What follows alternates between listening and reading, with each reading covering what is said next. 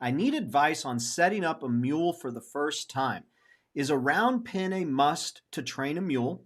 And what would you care for a mule for the first time equine owner? I thought a big 2 acre pasture would do. So, this is a great question, Frank. I'm really grateful that you're here asking this for 2 reasons. Number one, it shows that you want to do what's right, and I think that that should be applauded. So, a little bit of encouragement as you're starting out.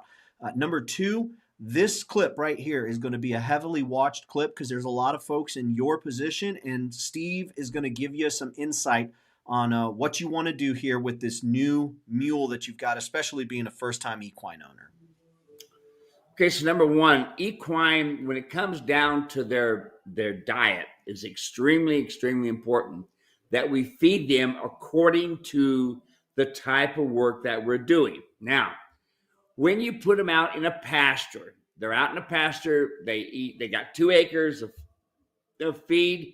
A lot of times they overgraze and they end up getting grass founder, or they eat some of the wrong things and end up getting grass founder. They don't need to be out in a two um, acre pasture. I have each one of my mules that I'm training in a 20 by 20 stall.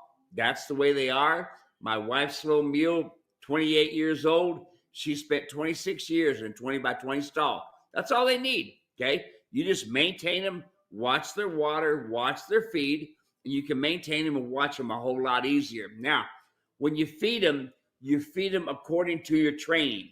Now, if you know you're going to be training pretty consistently, then you're going to have to increase your feed.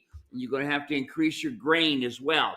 So you want to feed a whole oat, and that whole oat is going to give them the energy to get through the time frame that you're training. I don't like to just put a bunch of feed in front of an animal and just let them free graze. They don't need it. I actually feed once a day, and that's it.